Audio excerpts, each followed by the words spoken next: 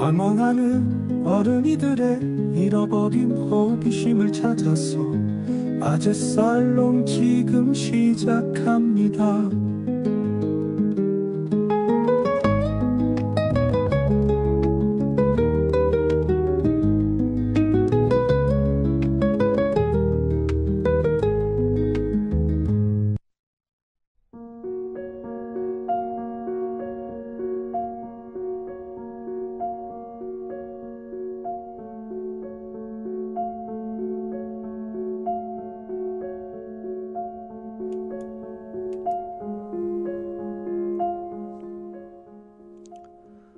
안녕하세요. 아재살롱 진행자 안산토박이 안토 남해입니다. 단원 FM 아재살롱 오늘로 16회 어느덧 올해 마지막 방송을 하게 되었습니다.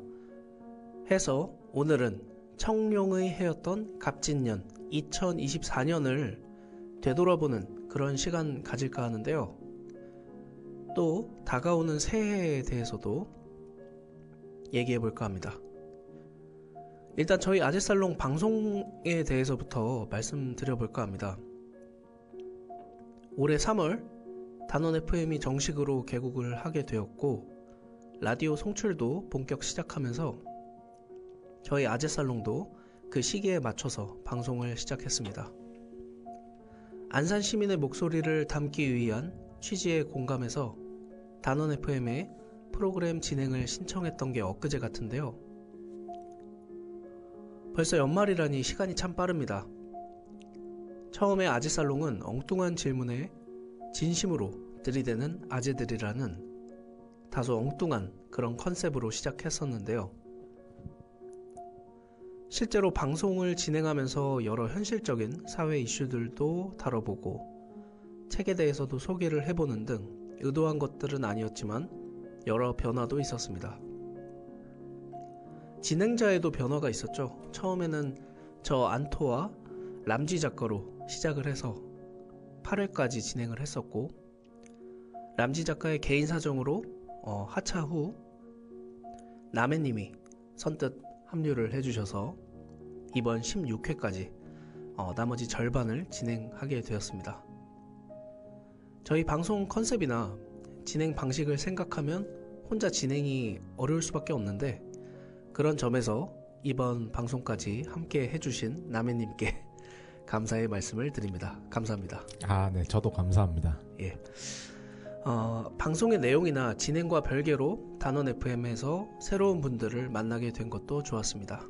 늘 고생하시는 운영진 분들 그리고 각자의 이야기를 준비해서 전해주시는 방송 활동가 분들도 뵙게 되어서 반가웠는데요.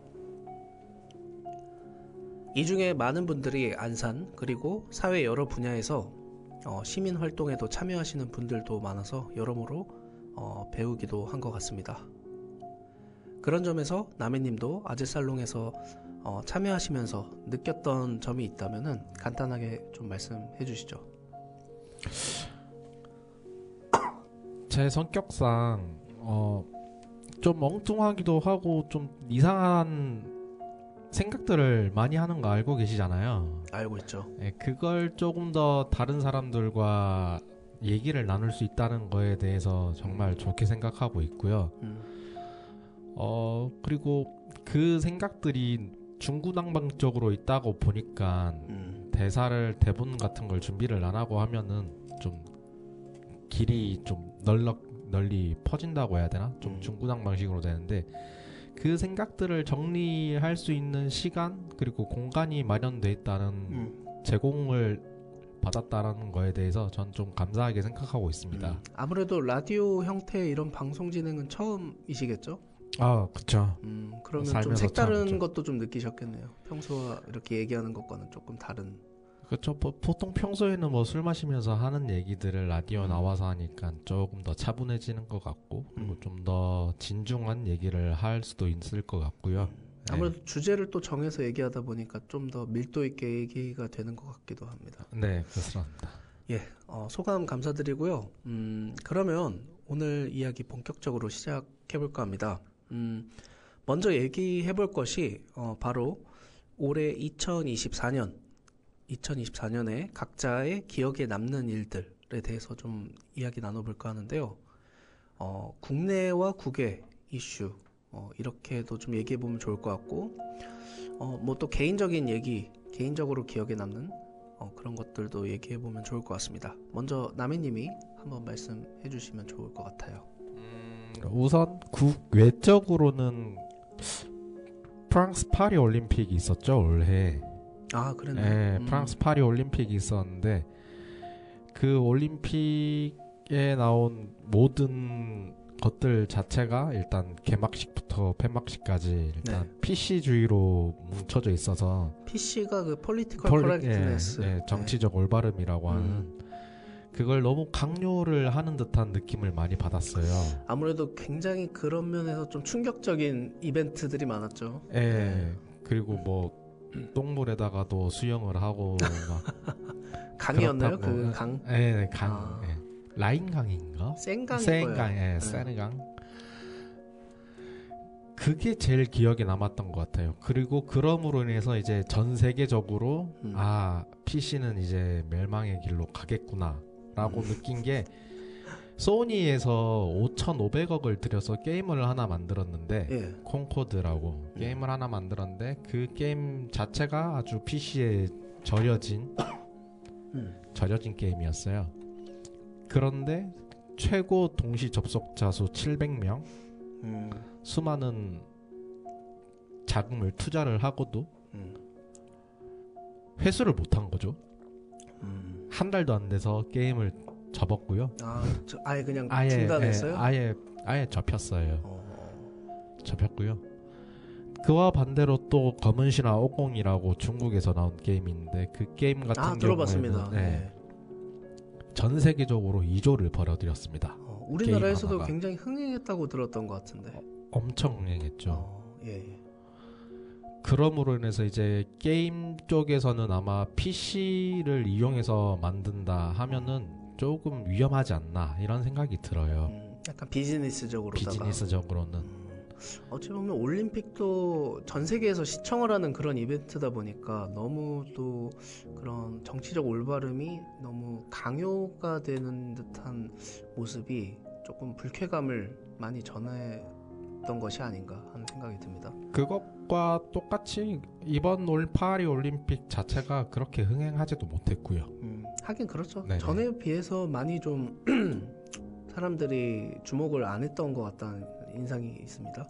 그러면 또 국내적으로는 어떤 것들이 있을까요? 국내적으로는 전 안토님이 말씀을 하실 것 같기에 다른 얘기를 하면은 친동생이 직업군인이거든요. 예. 그때 올해에 그 경의선 다리 폭파 아시나요? 북한에서 폭파한 거?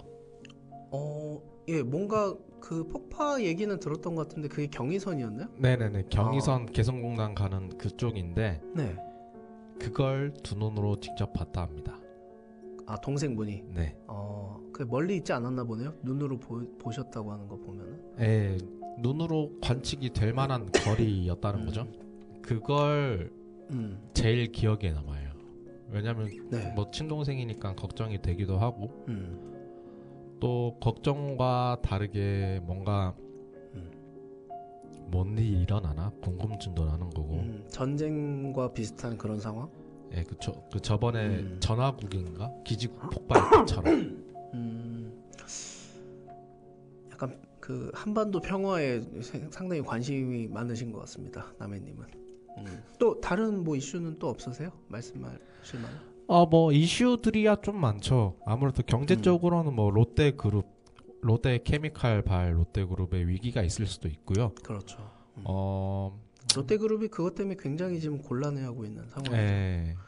또 뭐 저희 2분기 그러니까 4월에서 6월달 그 사이에는 천만 유튜버 찌양에 대한 협박 이런 사건도 있었고요. 예, 기억합니다. 뭐 그 사건 123 사건 그거 말고도 그 전에 11월달 동덕여대 동덕여대에서 학생들이 시위를 하는데 그 시위의 뭐 형태라던가 시위의 뭐 난이도라고 해야 될까요? 시위에 조금 평화롭지 못한 시위를 하고 뭐 한 56억 손해배상을 낸다고 하고 그런 사건도 뭐 있고요. 사실상 현재 진행형인 사건이죠. 네, 그렇죠. 하고 뭐 정우성과 문가비 비결혼 출산 문제에 그렇죠. 대한 사건도 있었습니다. 예, 이슈가 됐던 사건으로 기억합니다. 일단 저 같은 경우에는 먼저 국내에서의 경우에는 아마 남해님이 이야기를 피해 주셨던 그 얘기가 되지 않을까 싶은데 윤석열 대통령에 관한 거죠. 그분이 이제 주도했던 계엄령 시도 12월 3일에 있었죠. 그 시도가 이제 무산이 되고 그리고 그에 따라서 이번 12월 중순에 있었던 국회의 대통령 탄핵 소추안 가결까지 이 이슈가 가장 기억에 남습니다. 아무래도 저희 지금 방송 녹음하는 그 기간하고도 멀지가 않아서 더 기억에 생생하게 남아있기도 한데요. 그리고 이 얘기는 또 한번 말씀드려야 되는데 저희가 방송에서 한번 계엄령 다루지 않았습니까? 네. 민주주의, 민주화 이후에 첫 계엄령이 발생할까라는 주제로 얘기를 했었고 여러 가지 근거라든가 이런 것들도 좀 얘기해봤었죠. 심지어 댓글도 한번 달렸었어요. 예. 그 영상에만. 맞아요. 예, 그 약간 좀 반대하시는 분의 네, 댓글도 있었고. 헛소리하지 말라. 네, 그분을 제가 다시 한번 좀 뵙고 싶습니다. 예, 그리고 근데 그때 남해님이 좀 가능성을 낮게 보신 것 같기도 합니다. 그렇지 않았나요? 그쵸. 일반적인 사람이라면 생각을 안 할 선택이기는 하죠. 아주 극단적인 어떤 행동이다 보니까. 그쵸. 여하튼 이 사건이 나라 전체로 불행한 일임에는 뭐 틀림이 없고 또 많은 국민들이 아시겠지만 추운 날씨에 자신들의 의사를 전달하기 위해서 고생을 했던 것들 그리고 우여곡절로 탄핵 소추안이 가결까지 이뤄진 것까지 많은 분들이 이 사건을 기억에 갖고 계시지 않을까 생각이 듭니다. 반면에 해외 소식 중에서는요, 미국 트럼프 대선 승리 등 뭐 굵직한 것들이 있죠. 네. 그렇지만 저 개인적으로는 미국의 테슬라에서 인공지능 로봇 등을 이렇게 대대적으로 소개한 위 로봇 행사가 기억에 납니다. 약간 그 클럽 같은 분위기에서 참석자들 사이로 인간 형태의 그 로봇들이 왔다 갔다 서빙도 하고 이런 모습들이 앞으로의 미래를 여러모로 상상하게 만든 그 장면으로 인상이 깊었고요. 굉장히 미래적인 그런 디자인의 무인 택시가 사람들을 태워주고 내려주는 모습도 인상 깊었습니다. 이 택시에는 이제 사람이 운전을 안 하고 자동으로 자율 운전을 하는 그런 택시입니다.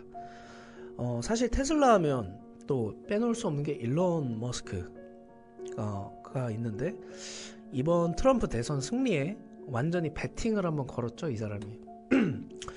빅테크 기업들의 상당수가 이제 민주당 데모크라틱 파티 쪽에다가 이제 투자를 해리슨 지지를 그렇죠. 했었죠.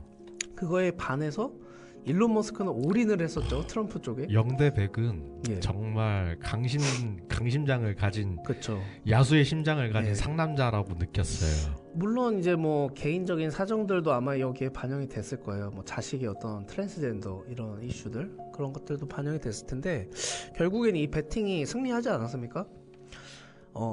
그래서 일론 머스크가 이제 앞으로 뭐 미국의 정부 효율부라는 그 새로운 부서가 만들어지면서 여기에 어떤 수장 역할을 할 것이다 라는 점에서도 또 추가적으로 놀라웠던 것 같고요. 저는 이 사람이 그리는 미래가 어떻게 될지 더욱 궁금해졌습니다. 테슬라 주식 풀매수할 타이밍인가요? 저는 이미 매수가 되어 있는 상태라 빨리 손익을 일단 보는 게 먼저라서 기다리고 있습니다. 그리고 더 매수할 생각은 없습니다. 당장 급하기 때문에. 자, 그리고 개인적인 일로는 이렇게 단원 FM 통해서 라디오 방송 진행해보는 것도 있겠습니다만은 저 개인적으로 여자친구가 생겼다는 것이죠. 사실 꽤 나이차가 있는 연상 누나인데요. 만난 지는 7개월 정도 되어 갑니다. 늘 예쁘다고 생각하고 신경 쓰이고 보고 싶은 그런 사람입니다.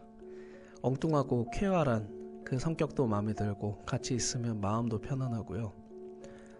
사실 뭐 결혼 생각은 우리 각자가 없긴 한데 그런 걸 떠나서 마음이 맞는 좋은 친구가 생긴 것 같아서 개인적으로 올해 가장 좋은 일이지 않나 싶습니다. 남해님도 내년에는 좋은 인연을 찾기를 바라겠습니다. 찐사랑을 하시고 계시네요. 예, 저는 그렇게 생각을 하고 있습니다. 네. 부럽습니다. 예.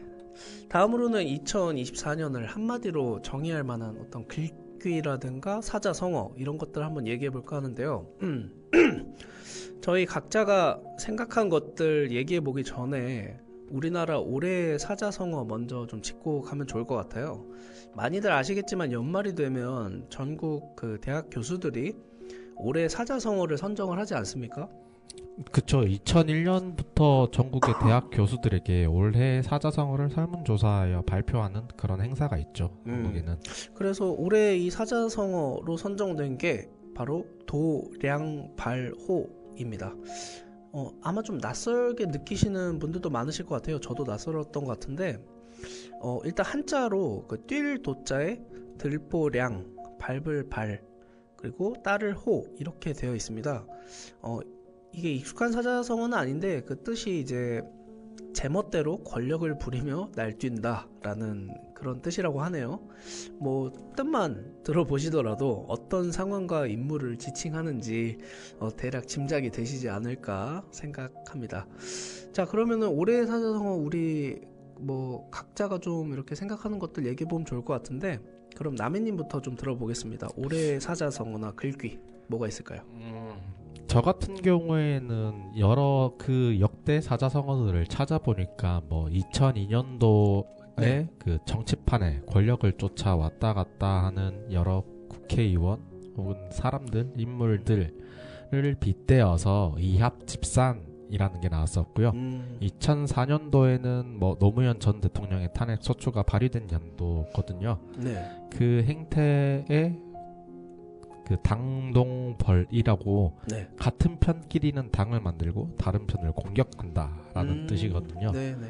그런 게 선택되기도 했고 2016년이죠.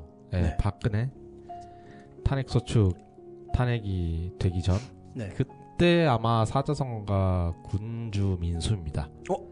군주민수.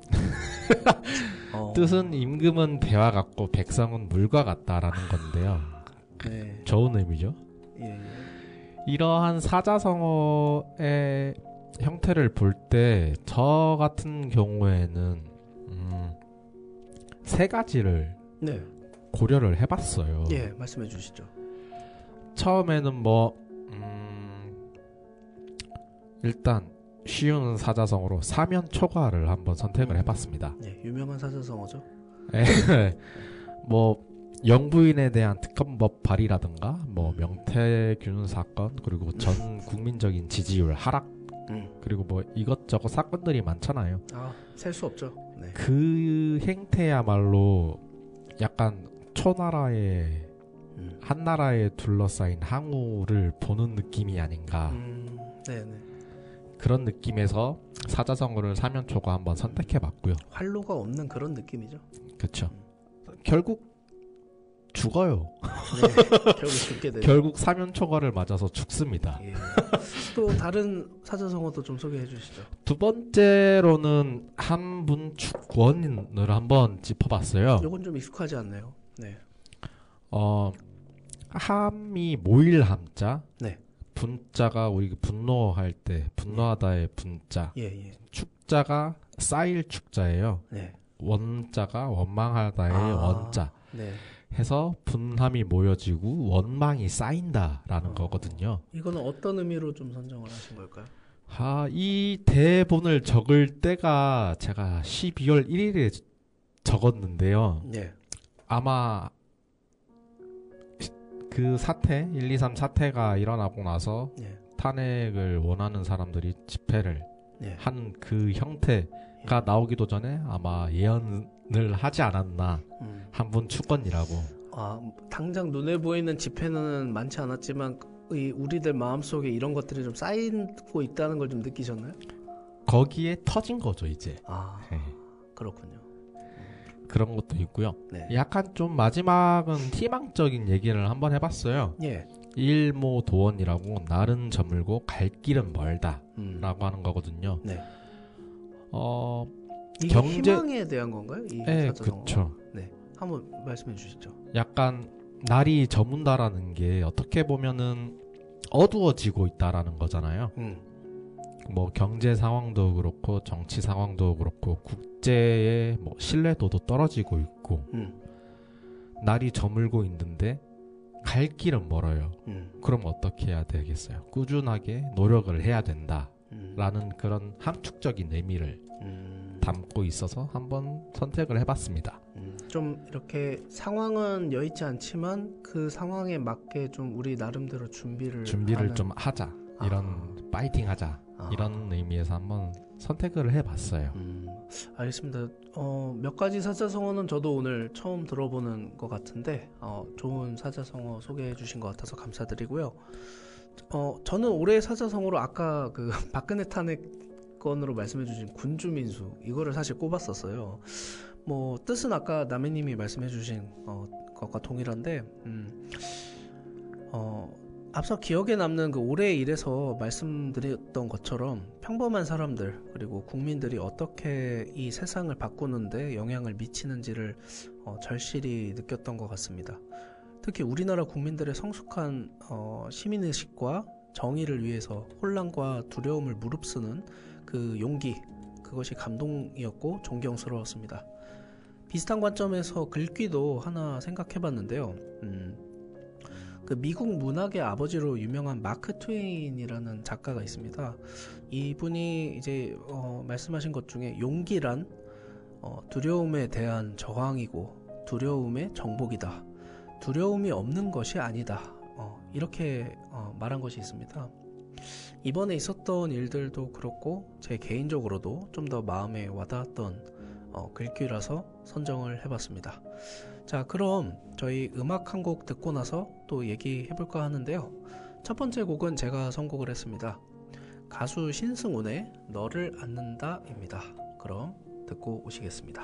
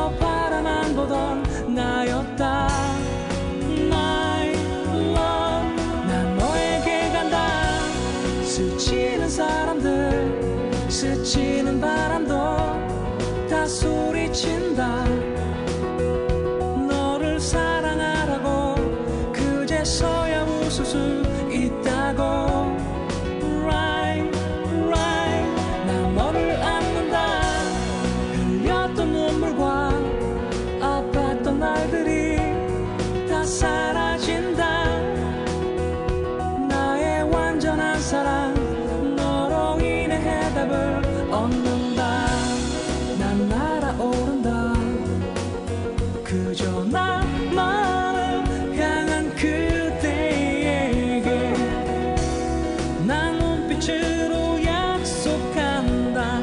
너만을 위한 사랑을 난 너에게 간다.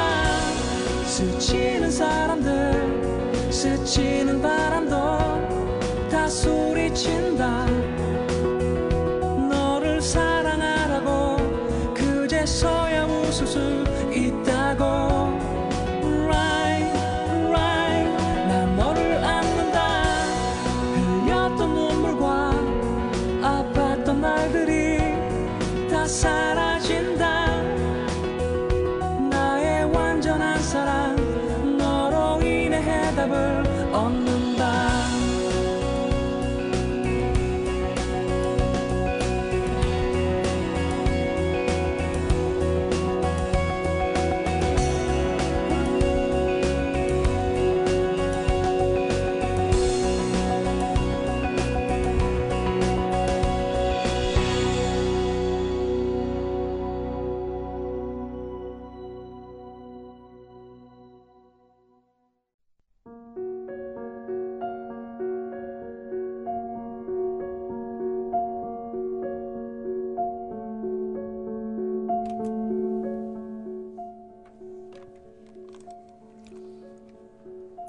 예, 신승훈의 너를 안는다 듣고 오셨습니다.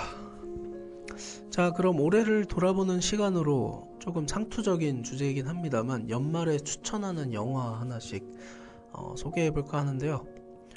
먼저 남해님, 영화 하나 짤막한 스토리와 느낀 점 이런 것들 좀 말씀해 주시면 좋겠습니다. 저 같은 경우에는 아까 맨 마지막에 말한 일모도원 네. 기억나신가요? 예. 그거랑 좀 비슷한 느낌의 영화를 추천을 해주려고 하는데요. 영화 마션입니다. 마션? 네네. 예, 그 화성이죠. 네. 여러 사람들이 화성에 가서 탐사를 해요. 네. 그런데 화성에서 폭풍이 일어나서 우주선이 망가집니다. 그렇죠. 그 상황에서 주인공 맷 데이먼 혼자가 살아남아요. 식물학자인 맷 데이먼이 네. 혼자 살아남는데 인간이 살기 위해서는 먹을 것도 필요하고 산소도 필요하고 뭐 생활을 하는 데는 싸는 거 치우는 사람들도 필요하잖아요. 네. 그런 걸 할 게 많은 그 상황에서 그리고 화성이라 호상이 혼자 있다는 그런 절망적인 상황에서 이것저것 하나씩 만들어 갑니다. 다른 사람들의 뭐 꿀팁이 적혀 있는 노트를 보면서 만들기도 하고 혼자 배우기도 하고 결국엔 나중엔 지구랑 통화까지 하잖아요. 그렇죠. 통신까지 네. 연결을 하죠. 거기에서부터 점점 희망을 생기게 하고 삶에 있어서 재미가 생겨지는 그 상황을 봤을 때 지금도 똑같을 것 같아요. 매우 절망적인 상황에서도 자기가 할 일을 하나씩 해나가다 보면은 언제 어디서든 무엇이든 살아갈 수 있다라는 그런 희망? 그걸 가지게 되는 것 같아요.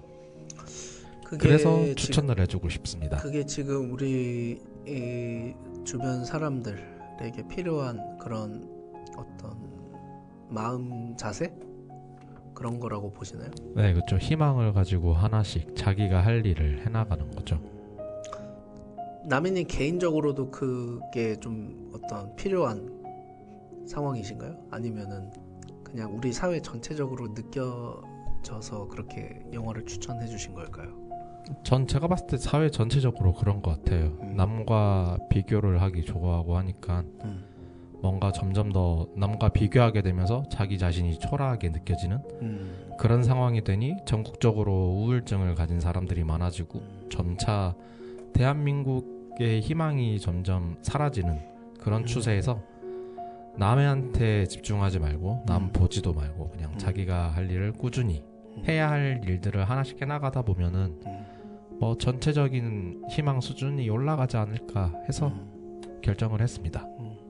약간 역경을 극복하기 위한 어떤 영화로 조금 추천이 된 것 같은데 사실 저도 남해님하고 우연찮게 비슷한 형태의 영화를 하나 좀 소개해드릴까 하는데요. 제가 준비한 영화는 그 2013년? 아마 15년? 그 사이쯤 나왔던 영화일 거예요. 그 미국 여배우, 헐리우드 여배우 중에 리즈 위더스푼이라는 그 배우가 있는데 아마 얼굴 보시면 아마 다들 익숙하실 거예요. 이분 주연의 그 와일드라는 영화를 추천드리고자 합니다. 봐야 될 영화로 종종 소개가 되어서 아마 아시는 분들도 계실 텐데요. 간단하게 줄거리 소개를 드립니다. 이게 원래 와일드라는 원작 소설 기반입니다. 미국의 셰릴 스트레이드라는 여성 작가의 소설인데요. 자신의 전부였던 어머니가 갑작스런 암 선고를 받고 세상을 뜨자 슬픔과 절망에 빠져 살던 주인공 셰릴이 잃어버린 자아를 되찾기 위해 94일간 PCT라는 것을 하게 되는데요. 이 PCT가 뭐냐면요. 퍼시픽 크레스트 트레일이라는 것의 약자로 그 미국의 캘리포니아주 멕시코 국경에서 오리건, 워싱턴주를 거쳐서 캐나다 국경까지 미국 이렇게 서부를 종단을 하는 그런 도보 여행이라고 할 수가 있습니다. 이 거리가 자그마치 4,285km라고 하니까 정말 어마어마한 거리인데요. 사막, 산과 협곡, 호수, 야생동물들이 사는 그런 숲과 황무지 등을 통과를 해야 하는 극한의 어떤 길입니다. 주인공 셰릴은 여성 혼자서 이 길을 걸어가는데요.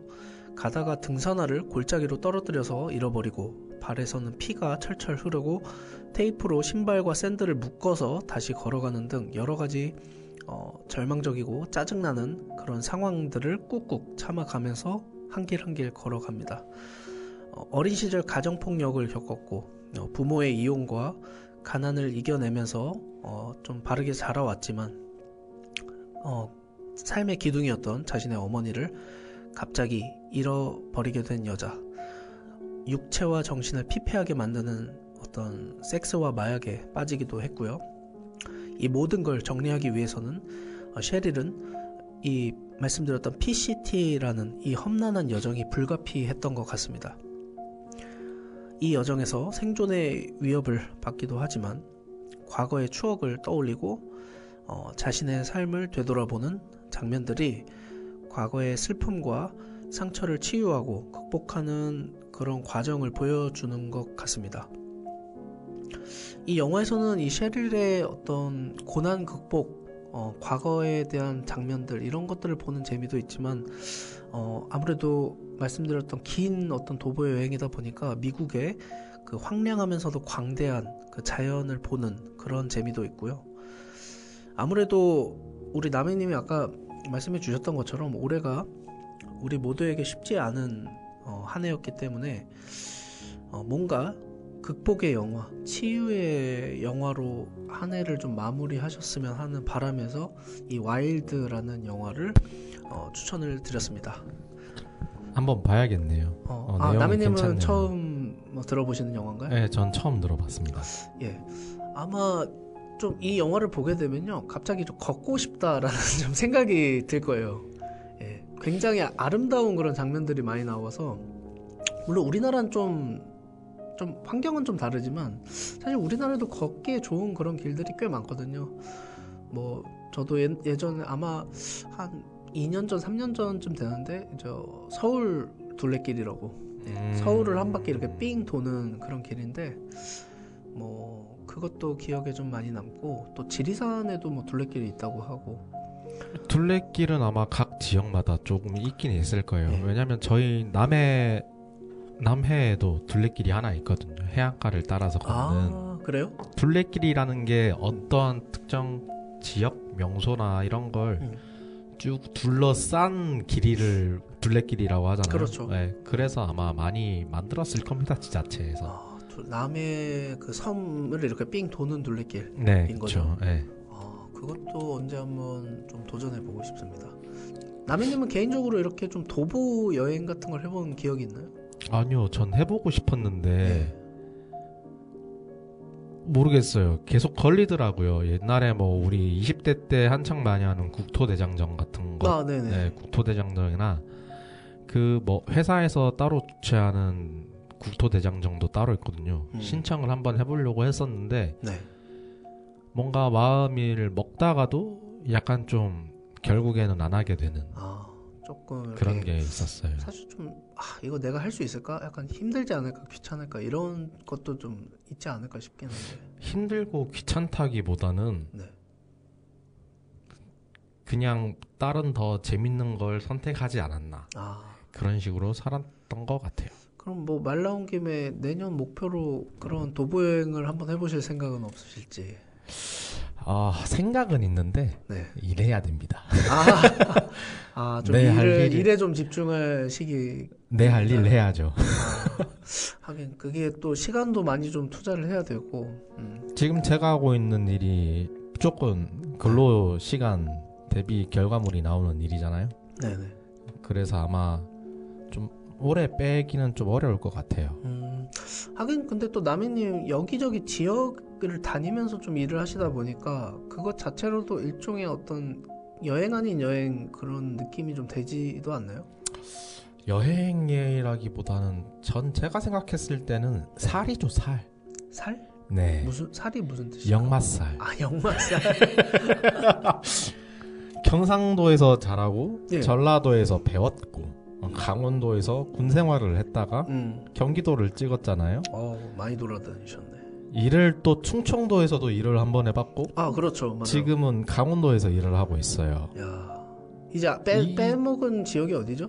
이 정도면 빼먹은 지역이요? 네, 제주도인가? 제주도 한번 가봤어요. 제주도도 있었어요. 한 3일 정도. 3일 정도? 하긴 이렇게 남해님 자라온 그 경로를 따라가 보면 굉장히 여기저기 이동을 많이 하셨다는 생각이 좀 들긴 합니다. 저는 이제 또 이름이 안산 토박이다 보니까 안산에서 거의 잘 안 벗어나는 경우에 해당되는데 이렇게 또 다양한 지역을 많이 다니시는 분과 방송을 하게 됐네요. 저도 엔간하면 미신은 잘 안 믿는 편인데 역마살은 제가 생각해도 이건 역마살이 꼈다라고 생각할 수밖에 없더라고요. 그래요. 남해님 나이가 이제 30대 초반 정도, 초중반 정도 이제 돼가시는데, 네, 그렇죠. 앞으로 남은 기간 또 어디를 또 향해 갈지 궁금해집니다. 해외로 가는 건 아니시겠죠? 심지어 국제 결혼을 하게 된다. 국제 결혼? 네네. 뭐 다른 나라 여자 사람을 만나게 된다. 네. 이러면 거의 100%죠. 국제 결혼에도 좀 관심이 있으신가 보네요. 열려 있으니까요. 네. 굳이 보수적으로 연애라던가 그런 걸 안 하니까. 근데 이게 또 말이 좀 통해야 될 텐데 그런 것들은. 배웁니다. 사랑을 위해서. 오히려 배움의 장으로서 활용할 수 있죠. 뭐 다른 나라 언어를 습득을 하려면 그 나라의 이성 친구를 사겨라라는 말이 있듯이. 그렇죠. 제일 쉽고 빠르게 한다고 하듯이 뭐 그런 만남들이 하나의 기회가 될 수 있지 않을까 싶어요. 근데 일단 저희 뭐 얘기 나눈 건 좋은데 시간이 좀 그래도 꽤 남은 것 같아서 올해에 좀 보실만한 콘텐츠 조금 더 소개해드리면 좋지 않을까 싶긴 한데 남해님이 좀 더 아까 말씀하셨던 마션이라는 영화 그거 외에 또 추천할 만한 컨텐츠는 또 없을지. 아재살롱이 진행했었던 컨텐츠 중에서 전 굉장히 좀 생각 있게 본 게 안락사. 예. 안락사 관련 컨텐츠랑 제3차 세계대전에 관한 컨텐츠랑 그거를 다 들어보셨나 보네요. 1인 1투표도 좀 흥미로웠어요. 그 지금은 없는 람지 작가님 그분이랑 진행하셨을 때 한 그런 방송들이 한번 볼만하지 않나, 생각해 볼만하지 않나. 저희 방송을 추천을 해주시는 건가요? 네, 그렇죠. 이런 거 한번 추천해 볼만해요.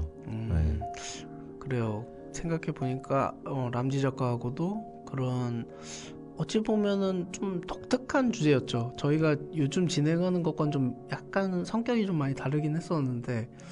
그렇죠. 1인 1투표를 왜 해야 되는가 이런 거 좀 위험한 주제도 해봤고 3차 세계대전 그리고 아까 안락사는 조금 약간 우리 현실에 좀 맞닿아 있는 그런 그런 주제였던 것 같고 그 당시 때 또 저희가 영화로 그 일본 영화 중에 플랜 75라는 영화 네, 맞습니다. 안락사 관련된 영화 추천을 드리기도 했었죠.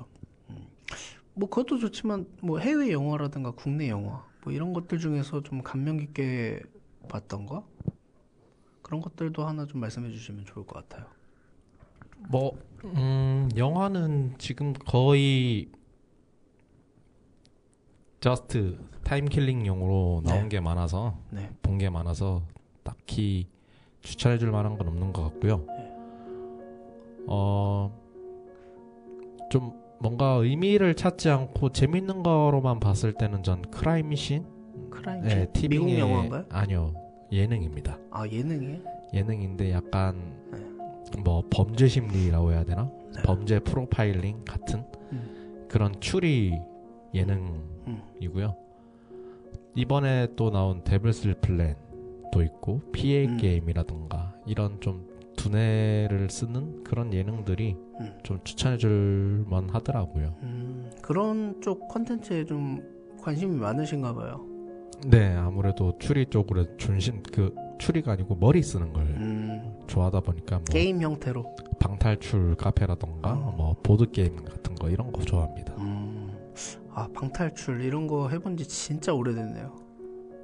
저 옛날에 회사 다닐 때 마지막으로 해봤던 것 같은데. 그렇죠. 저희끼리도 많이 갔었죠. 방탈출, 네. 예, 그렇죠. 술 한잔 하고 예, 가서 이제 탈출을 하는 그 재미가 있었는데 저 같은 경우는 영화 아까 그 말씀드렸던 와일드 외에 그냥 최근 본 거 하나 좀 추천드리자면은 그 로리타라는 영화를 제가 봤거든요. 아, 소아성의 예. 어머니 된 그 영화. 영화자. 예. 저는 사실 이 영화를 원래 이름만 알고 있었고 본 적은 없고 약간 보기에 약간은 좀 꺼려졌던 그런 영화였는데요. 제 아까 여자친구가 한번 이렇게 재밌게 봤다고 추천을 해줘가지고 저도 최근에 한번 보게 됐습니다. 근데 이게 그 영화가 그 이름에서 느껴지는 그런 영화는 아니에요. 사실 물론 그 주제가 어느 정도 맞긴 한데 생각보다 복잡한 그 감정을 좀 다루고 있어요. 이게 뭐 간단하게 줄거리 좀 말씀드리자면 그 주인공이 남자 교수예요. 남자 교수인데 중년의 남자 교수인데 처음에 어떻게 시작하냐면 이 교수가 어린 시절부터 시작을 해요. 근데 이 어린 시절의 교수가 그 자기 또래의 어떤 여자한테 완전 홀딱 반한 거죠. 그래서 그 여자를 자신의 인생의 어떤 이상형 형태로 삼고서 이렇게 자라온 거예요. 근데 그 여자는 안타깝게도 병으로 이제 죽게 돼요. 그러다 보니까 그 교수는 이제 나이가 들면서도 자신의 그 이상적인 여성상을 그 어떤 젊은 어렸던 시절의 그 여성에 고정시켜둔 그런 게 좀 있었던 거죠. 그런 와중에 교수가 어떤 대학에 이제 부임을 하게 되는데 그 부임을 하려면 이제 여튼 그 주변에서 머무를 숙소가 있어야 되잖아요. 근데 마땅히 구할 데가 없다 보니까 누구 소개로 이제 어떤 그 미혼모가 아니라 저 남편이 죽은 그 뭐라고 하죠?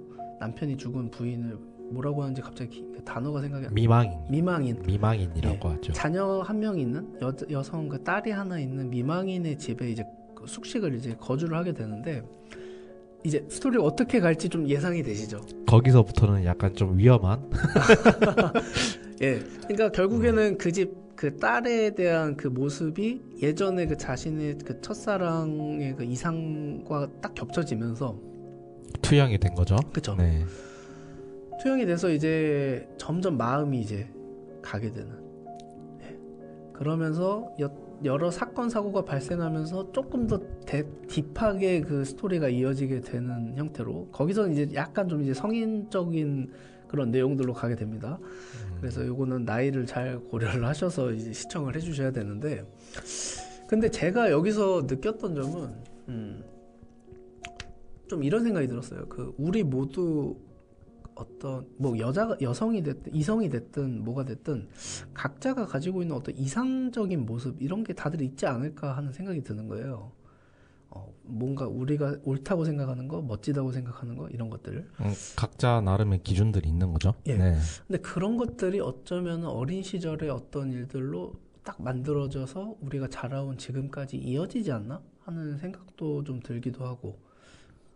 아니면 또 보통 우리는 우리의 그 가지고 있는 어떤 이상성이라는 게 이런 게 최근에 뭔가 만들어진 것 같다는 생각을 하게 되는 경우가 많은데, 어쩌면은 그거는 최근에 만들어진 것이 아니라 우리가 자라오면서 어린 시절에 특히 좀 우리가 멋지게 생각한 거, 좀 대단하다고 생각하는 것들이 이제 우리 머릿속에 딱 자리를 잡아서 그게 이어져 온 것이 아닌가 하는 그런 생각도 좀 들더라고요. 어쩔 수 없이 사회적 동물이라 주변의 영향을 많이 받으면서 자라오면 그럴 수 있죠. 예. 그리고 아무래도 그 영화에 소개드렸던 영화에 나오는 여성 배우, 아역 배우. 아역 배우요? 예. 지금은 나이가 많이 드셨죠. 옛날 영화라서. 네, 그렇죠. 처음에 봤을 땐 저는 잘 이해가 안 됐어요. 너무 어리게 보여가지고. 근데 그 영화를 보시면요, 진짜 연기를 잘해요. 아역이요? 아역이 진짜 연기를 잘하는데 빠져들어요, 진짜로. 이거는 제 그 어떤 취향의 이런 것들을 반영한 게 아니고 정말 그 연기력이, 그리고 그 뭐라고 하죠? 어떤 여성의 그 좀 이 매혹적인 것들? 섹슈얼한 섹슈얼리티적인 네. 그런 느낌 있잖아요. 그 어린 나이에 그게 표현이 되더라고요, 그 친구가. 그래서 좀 진짜 대단하다. 그래서 논란이 될 수밖에 없었던 영화였구나라는 생각이 들어서, 기회가 되시면은 약간 마음을 좀 정돈하신 다음에 시청을 한번 해주시면 좋지 않을까 생각됩니다. 현자의 마음가짐으로 봐야 된다는 거죠?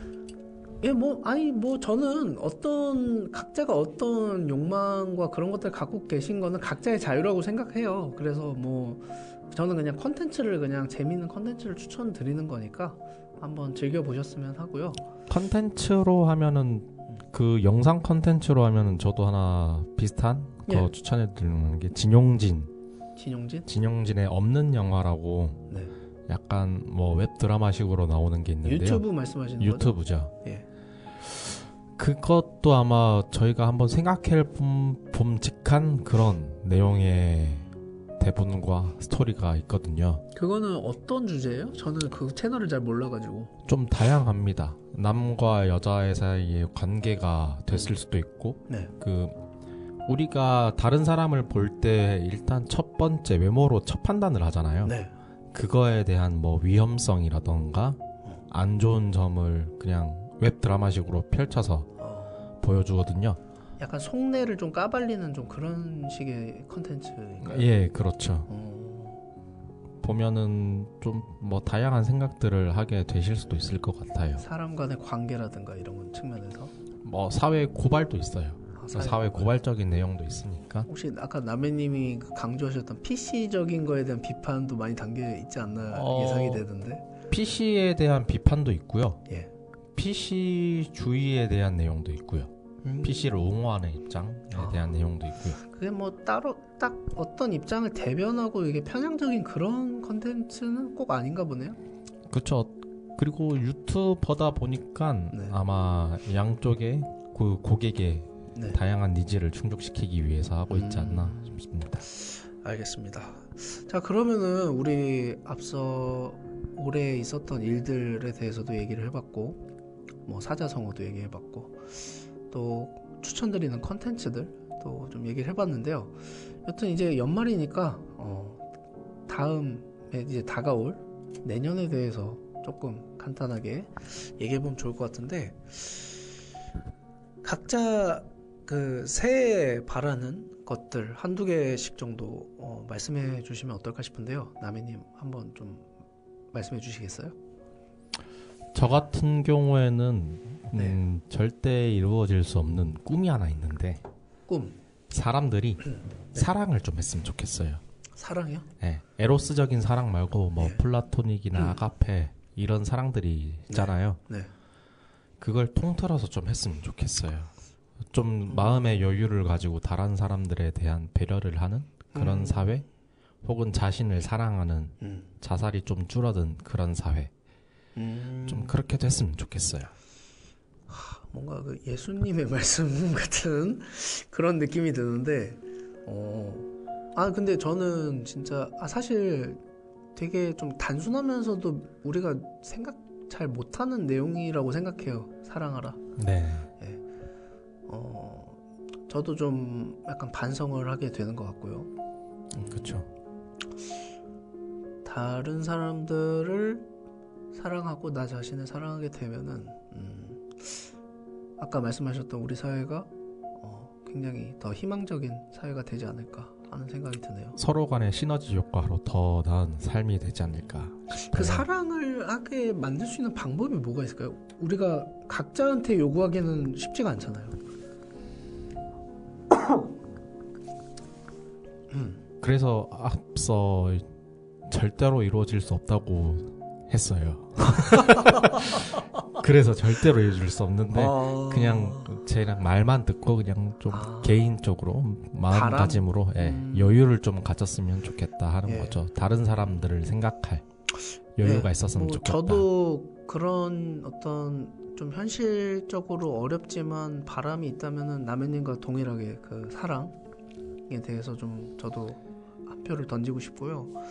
그래도 그거 외에도 이제 그냥 개인적으로 사생활적으로 좀 해보고 싶다거나 이거를 목표를 달성해보고 싶다거나 이런 것들도 있을까요?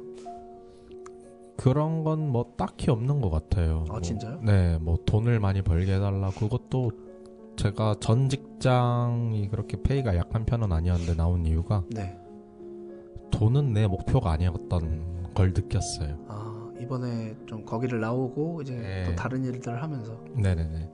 물론 전에 다녔었던 데보다 지금이 더 받고 있는 것 맞는데 약간 근로노동에 대한 보람찬 게 조금 있긴 하거든요. 그 지금 하시는 일의 만족도는 그래도 있으신가 보네요. 네, 생각보다 재밌어요. 진짜요? 그쪽으로 한번 커리어를 이어나갈 생각도 있어요, 혹시?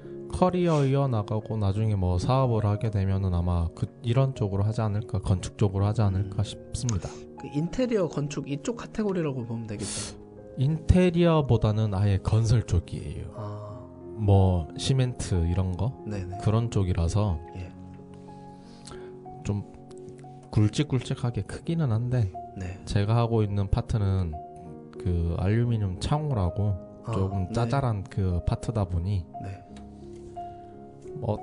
딱히 불만사항이라던가 그런 건 없는 것 같아요. 일하면서 아침에 일찍 일어나는 거 피곤하기는 한데 은근히 또 일어나면 또 기분이 좋거든요. 약간 좀 몸은 좀 힘들 수 있지만은 그래도 뭔가 꾸준히 하게 되면은 그만큼 이제 대가도 오고. 네, 그렇죠. 그리고 약간 육체를 좀 사용하는 데 있어서 뭔가 운동도 되고 좀 그런 것들 그런 게 좀 만족스러우신가 보다. 그렇죠. 대신 자본주의와는 조금 다른 방향으로 가고 있는 것도 좋다고 봐요. 그래요? 또 되게 어려운 얘기 같네. 어려운 자본주의. 건 아니고 자본주의가 지금 하고 있는 자본주의는 돈을 벌잖아요. 더 많이 가진 사람들이 더 많이 가지고 있는 부익부 빈익빈 문제가 있는데 온전히 근로소득으로 인해서만 돈을 벌다 보니까 근로의 그 어떤 가치가 있는 거죠. 이해가 됐습니다. 그럼 저는 저도 개인적으로 하나 말씀드리자면 아까 말씀드린 올해 만난 그 연인과 좀 더 깊은 신뢰를 쌓아가는 내년이 되었으면 하고요. 저도 그분한테 의지를 하겠지만 저도 좀 더 올해보다 내년에 더 의지가 될 만한 사람이 되었으면 하는 바람이 있습니다. 그리고 저는 이제 개인 사업을 하다 보니까 사업적인 면에서도 좀 새로운 시도들을 해볼까 해요. 제가 사업한 지 올해 딱 3년이 되더라고요. 퇴사하고 나서 이제 사업한 지 3년 차가 딱 되는데 솔직히 매너리즘도 약간 생기고 틀에 박힌 익숙함에 젖은 것도 좀 느껴져요, 많이. 그래서 새로운 마음으로 새로운 시도들도 해보고 그리고 관련된 공부들도 좀 해봐야겠습니다. 물론 광고 쪽으로 하시는 건가요? 공부는?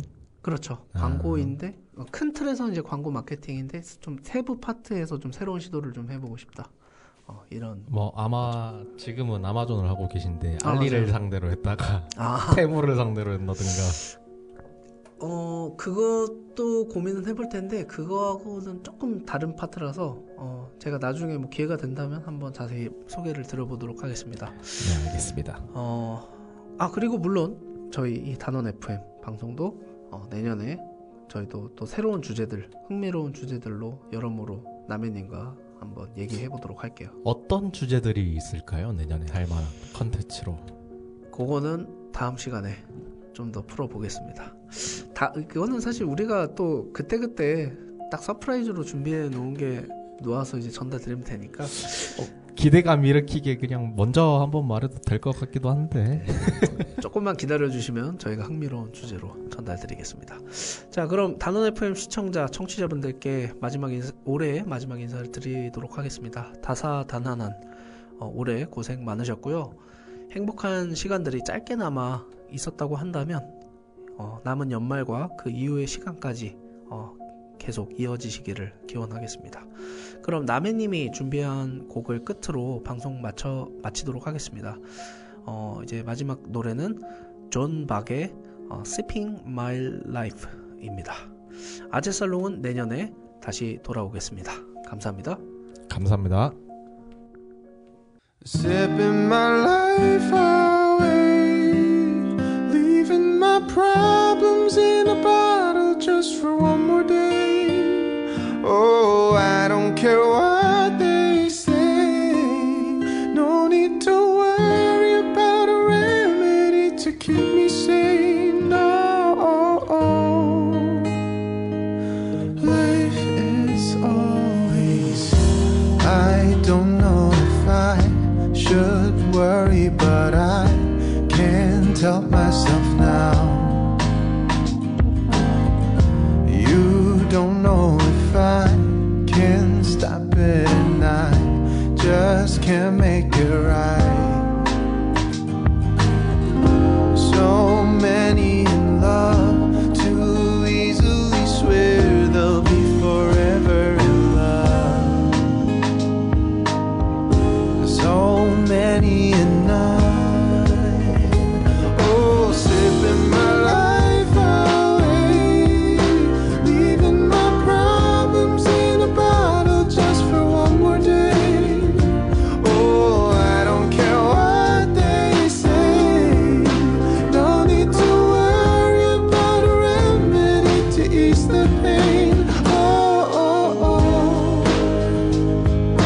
Life is always,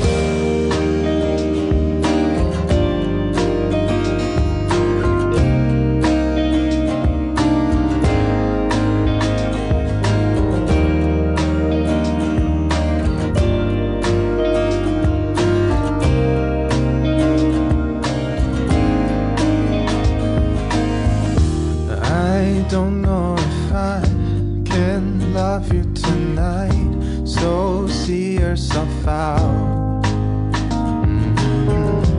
You don't know if I'll remember you while we're saying goodbye.